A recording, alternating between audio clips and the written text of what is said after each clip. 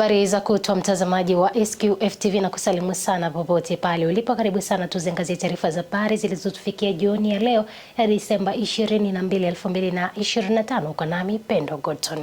Waziri Mkuu Daktari Mwigulu Nchemba amemwagiza Waziri wa Nchi TAMISEMI awaandikie barua wakuu wote wa mikoa ili waunde timu za ukaguzi wa majengo na miradi kwenye mikoa yao kama njia ya kukabiliana na wakandarasi wanaokiuka makadirio ya gharama za ujenzi BOQ wa miradi ya serikali. Lakini nimeangalia jengo la hapa, nimeangalia na lile jengo pale, nimeelekeza kumekuwepo na utaratibu katika baadhi ya maeneo, wakandarasi kutokufuata BOQ, kutokufuata mikataba ambayo ilikuwa imetolewa, kwamba kwenye jengo ambalo lilitakiwa liwekwe nondo 6 zenye milimita 16, kwa kuwa tunapoenda kukagua panakuwa pameshafunikwa, unakuta aliweka ya milimita 12, unakuta aliweka ya milimita 9, unakuta badala ya kuweka 6 ameweka 4, na kwa sababu ameweka na mabomba akaweka na zege,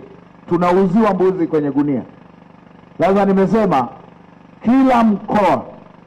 kila mkoa uwe na vile vifaa ambavyo vinaweza kuelekeza BOQ imefuatwa bila kubomoa jengo, kila mkoa.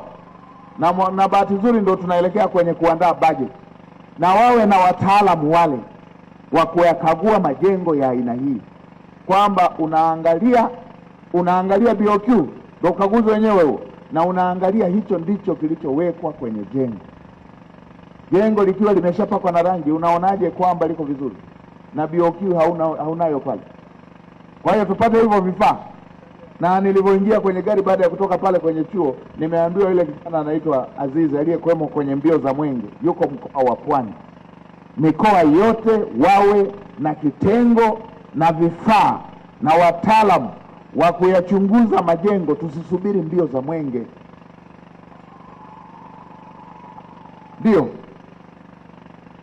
Na siku za mbio za mwenge tunachaguaga majengo ya kuupeleka mwenge. Kama tunachaguaga yale tunayotaka mwenge uone na tupate sifa kwamba mkoa umefanya vizuri, je, yale ambako watupelekaje mwenge? Kama pale ambako tumechagua wenyewe, yani mtihani tuliojitungia wenyewe, yanakutoaga makosa, je, kule ambako hatujawapeleka?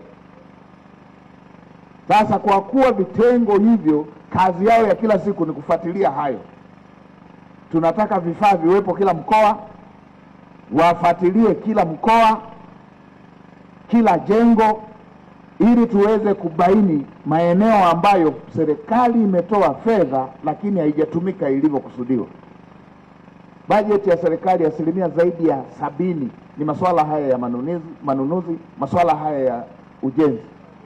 Kwa hiyo hili lazima lizingatiwe, na nimeelekeza yule kijana aletwe kwenye msafara wangu. Siku nyingine nikienda kukagua jengo, yeye awe alipita kesho yake, nipate taarifa kwamba BOQ imefuatiliwa na fedha zilizotumika zinalingana na kazi ambayo imeshafanywa. Mamlaka ya uwekezaji wa maeneo maalum ya kiuchumi Tanzania Kanda Magharibi imepanga kushirikiana na halmashauri ya wilaya ya Kakonko kutafuta soko la uhakika la zao la muhogo linalolimwa kwa wingi katika wilaya hiyo na kuuzwa ndani na nje ya nchi ikiwemo Uganda, Rwanda na Sudani Kusini, licha ya wakulima kutopata faida kubwa kutokana na zao hilo kuuzwa kwa bei ya chini, hivyo kumwacha mkulima katika hali ya umasikini. Mbunge wa jimbo la Kakonko Alan Thomas akizungumza wakati wa ziara ya kuwatembelea wafanyabiashara na wakulima wa zao hilo katika baadhi ya maeneo wilayani humo, amesema kuwa ni wakati wa mwafaka wa kutafuta soko la uhakika ili wakulima waweze kunufaika, huku kaimu meneja wa mamlaka ya uwekezaji wa maeneo maalum ya kiuchumi Tanzania Kanda ya Magharibi Erasto Murai akisema kuwa ipo haja ya kutafuta masoko ya uhakika ili kumkomboa mkulima na serikali kwa ujumla. Binafsi kwanza kabisa ninahimiza wakulima wa Kakonko waendelee kulima zao la muhogo, lakini vile vile pamoja na mamlaka ya uwekezaji Tanzania, naamini tutaendelea kushirikiana na serikali vile vile kuhakikisha tunatafuta soko la uhakika kwa ajili ya zao la muhogo, kwa kuzingatia kwamba wilaya ya Kakonko ni wilaya ya kwanza kwa kuzalisha zao la muhogo ndani ya mkoa wa Kigoma. kwa mwaka 2024-2025 wilaya ya Kakonko imezalisha tani takriban 184,000. Kama uzalishaji utaendelea hivyo na kukua zaidi, tunategemea pengine miaka inayokuja tunaweza kuwa na tani kwa mwaka zaidi ya tani 200,000. Kwa hiyo imani yangu ni kwamba kama wilaya inazalisha zaidi ya tani 200,000 na mkoa wetu wa Kigoma kiujumla wake kwa mwaka 2024-2025 tumezalisha zaidi ya tani 1,000,000 za muhogo. Maana yake ni kwamba tunahitaji kufanya namna yoyote ili tuwe na soko la uhakika ambapo wakulima wa zao la muhogo ndani ya wilaya ya Kakonko, wilaya ya Kibondo na wilaya nyingine ndani ya mkoa wa Kigoma watakuwa na uhakika wa soko la zao la muhogo. Kwa ufupi, nimekuja halmashauri ya wilaya ya Kakonko kufanya ziara ya kuwatembelea wafanyabiashara au wawekezaji wa zao la muhogo, kusikiliza changamoto zao. Of course tumepata changamoto zao, na changamoto ambazo zimejitokeza hususan kwenye zao la muhogo ni masoko.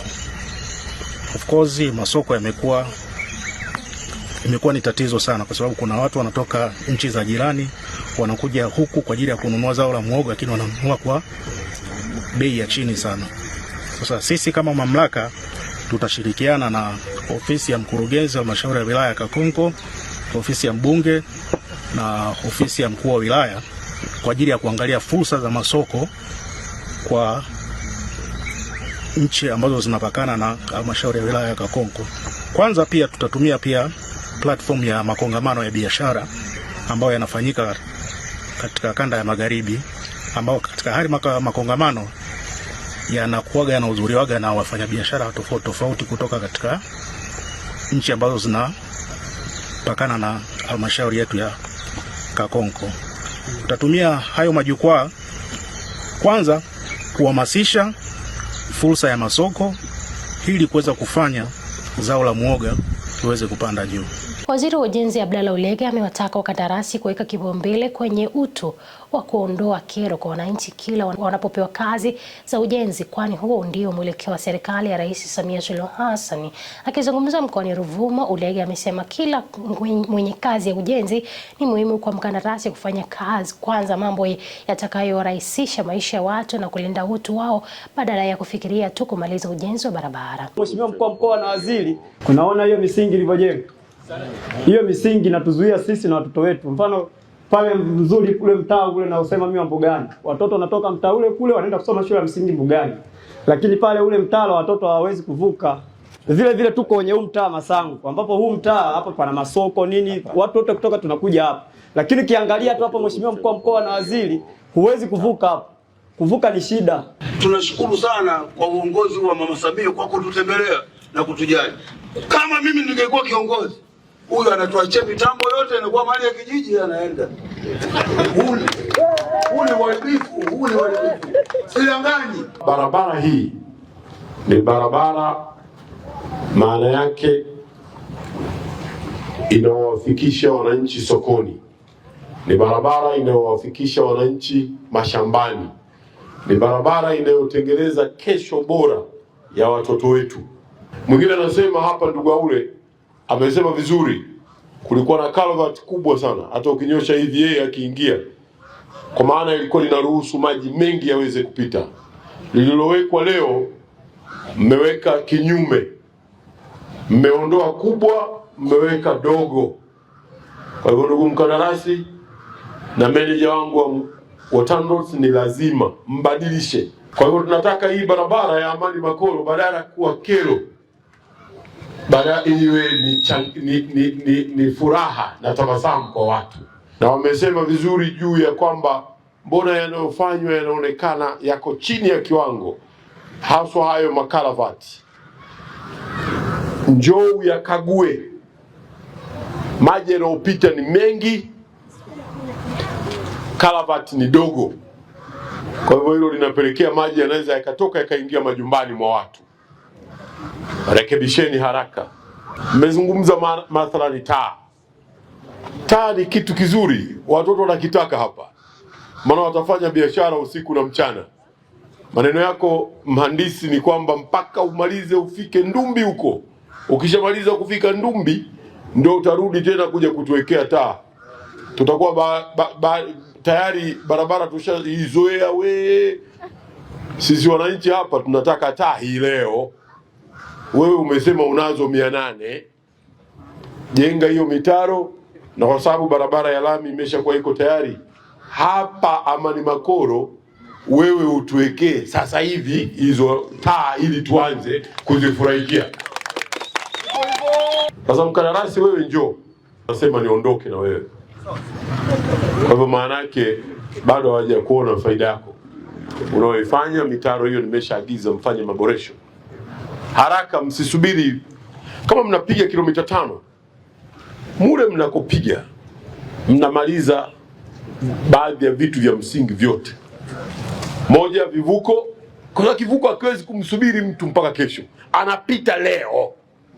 Na fedha hamtudai, sisi tunawadai nyie, tunawadai mfanye kazi. Waziri wa Madini Mheshimiwa Anthony Mavunde akiwa ametembelea eneo la Ukongani ya viwanda ya Buzwagi Kahama, amewasihi wawekezaji wazao kutumia fursa hiyo kuwekeza katika eneo hilo ambalo serikali imedhamiria liwe kitovu cha usambazaji wa bidhaa za migodini kusini mwa jangwa la Sahara. Waziri Mavunde amesema kwa sasa makampuni 15 kati ya makampuni 30 ambayo yametia nia kuwekeza katika eneo hilo. Leo tumepata nafasi ya kutembelea na kujionea namna ambavyo eneo hili lipo tayari kwa ajili ya kuwapokea wawekezaji katika sekta mbalimbali. Kwenye sekta ya madini tumejipanga kuhakikisha kwamba eneo hili linakuwa ni kati ya eneo ambalo litakwenda kuchochea kuifanya Tanzania kuwa kitovu cha utoaji wa huduma na bidhaa za migodini kusini mwa jangwa la Sahara, tukiamini kabisa tunao uwezo wa kuzalisha bidhaa na kutoa huduma kutokea eneo hili kwenda kuhudumia na nchi ambazo zinatuzunguka na zile ambazo ziko mbali. Mkakati wetu ni kuhakikisha kwamba viwanda vingi zaidi vinajengwa eneo hili, na mpaka hivi sasa tuna takriban ya viwanda 15 ambavyo wahusika wake wamekwisha kutoa confirmation ya kwamba wako tayari kufanya investment katika eneo hili, ambao hii pia peke yake itakwenda kuchochea sana ukuaji wa sekta ya madini, lakini pia itasaidia sana katika kuongeza nafasi za ajira katika eneo letu la Kahama, mkoa wa Shinyanga na Tanzania kwa ujumla. Hapa itakumbukwa ilikuwepo mgodi wa Buzwagi ambao ulikuwa unamilikiwa na kampuni ya Barrick, ambao ulikuwa umeajiri ajira za moja kwa moja na ambazo hazikuwa za moja kwa moja takriban ajira 5,000. Lakini kwa viwanda vyote kwa ujumla ambao mpaka hivi sasa vimeonyesha nia ya uwekezaji hapa ni zaidi ya viwanda 30. Hivyo ni matarajio yetu ya kwamba nafasi nyingi za ajira zitatengenezwa kupitia kongani ya viwanda, lakini pia itasaidia sana kwenye kukuza uchumi wa wilaya Kahama ambao kwa kiwango kikubwa sana kwa miaka mingi iliyopita imetegemea sekta ya madini, na mgodi huu uliofungwa hapa ulikuwa na mchango mkubwa sana kwenye kukuza uchumi wa wilaya yetu ya Kahama. Hivyo tunategemea ya kwamba wale wote ambao watapata fursa kuja kufanya uwekezaji hapa watafanya uwekezaji huo kwa mujibu wa taratibu ambao zimeainishwa, na tutarajii kuona watu wanakuja kuchukua maeneo hapa wanayakalia hawafanyii kazi. Yote ambaye yuko tayari kuja kufanya uwekezaji hapa si mgeni tu kutoka nje ya nchi. Natoa rai kwa Watanzania waje wafike eneo hili, waone eneo hili ambalo lilivyo tayari kwa ajili ya kupokea uwekezaji. Na katika kongani za viwanda zaidi ya 30 zilizoko hapa nchini, ukiondoa ile ya Mabibu pale Dar es Salaam, hakuna kongani iliyo tayari kama ya Kahama katika miundombinu. Tumepita, tumeona kuna barabara za kutosha, kuna umeme tayari umefika hapa mkubwa, lakini faida ya ziada kuna mpaka na uwanja wa ndege katika eneo hili. Mmoja ya dereva wa gari ya serikali amekamatwa akiwa na kiwango cha juu cha ulevi huku akidaiwa kutaka kusababisha ajali. Dereva huyo amekamatwa kupitia ukaguzi wa mabasi ya mikoani, ukaguzi ulioendana pamoja na kuwapima kiwango cha ulevi madereva. Ukaguzi huo unaendeshwa na Jeshi la Polisi, kikosi cha usalama barabarani mkoani Kilimanjaro kiongozwa na kamanda wa kikosi hicho ASP Nasoro Sisiwaya kwa kushirikiana na maafisa wa LATRA. Dereva mmoja aendesha gari unaenda kupeleka pale Limo.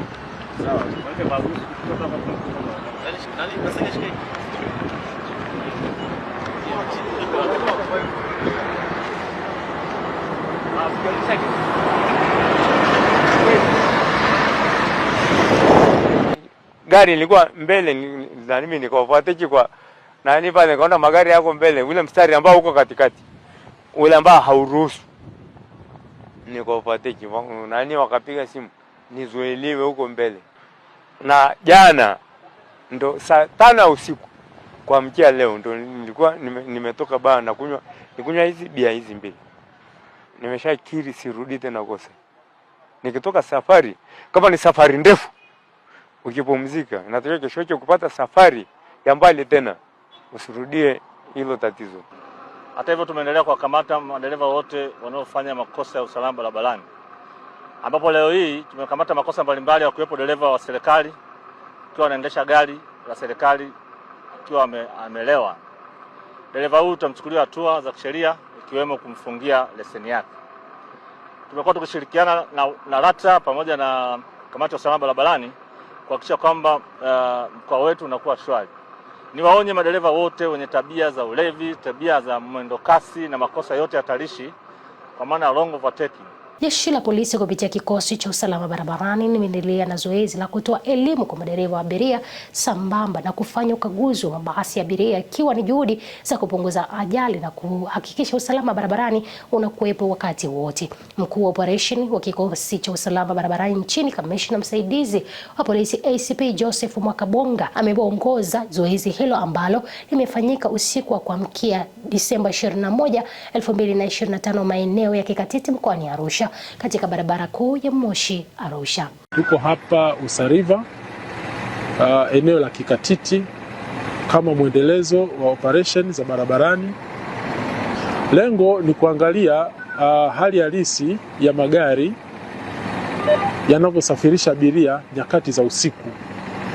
Na tuseme kwamba sasa hivi magari mengi yanasafiri usiku na abiria wengi wanapenda kusafiri usiku. Kwa hiyo jeshi la polisi tumeona ni muhimu na sisi tukaenda nao sambamba ili kuweza kujua changamoto zinazokuwepo nyakati za usiku.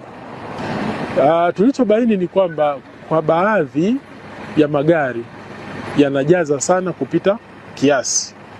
Lakini vile vile kingine tulichobaini ni kwamba magari mengi yanakuwa yanakwenda mwendo kasi, na kwa kutumia mifumo ya VTS tumebaini kwamba wanakwenda mwendo ambao sio sahihi, ambao umezidi ule mwendo wa sheria unayoelekeza. Kwa wale tuliobaini wakiwa wanakwenda wakiwa wamepakia abiria waliozidi zaidi ya uwezo wa gari kulingana na siti za gari zilivyo, tumeweza kuchukua hatua, ikiwa ni pamoja na kuwashusha wale abiria, lakini kuwashusha abiria ni pamoja na kuwarudishia nauli zao ili kwamba waweze kupata usafiri mwingine.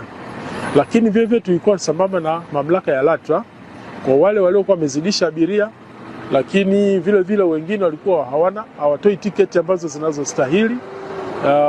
Wengine tumewakuta wakiwa hawana tiketi kabisa, lakini kondakta anakusanya hela juu kwa juu bila kutoa tiketi aina yoyote, si mtandao wala sio ile ambayo tayari ilishakatazwa ya kuandika kwenye vitabu. Wao tuliweza kuandikia faini kwa kupitia mamlaka za LATRA na waliweza kulipa faini hizo. Kwa wale waliokuwa wanakwenda mwendo kasi zaidi ya ule mwendo ambao umeelekezwa, waliandikiwa faini kulingana na maeneo waliokuwa wamezidi na idadi ya maeneo waliozidi. Lawama zimepelekwa sana kwenye madereva wa mabasi kwamba wamekuwa ni wakiukwaji wakubwa wa sheria za usalama barabarani, na kwamba wamekuwa wakifanya vurugu nyingi barabarani za uvunjaji wa sheria. Ningetoa wito kwa madereva wa mabasi tufuate sheria za usalama barabarani, tufuate kanuni zote zinazotuongoza za barabarani, ili kwamba abiria wale wanaosafirishwa katika mabasi hayo waweze kwenda na kufika salama safari zao na bila kupata changamoto yoyote. Na huo ni mwisho wa taarifa ya habari. Sina la ziada mpaka sasa. Asante sana kuchagua na kutazama SQF News jioni ya leo. Kwa niaba ya wale wote walioshiriki kwa matangazo haya jioni ya leo, nikutakie jioni iliyokuwa njema. Ulikuwa nami Pendo Gordon.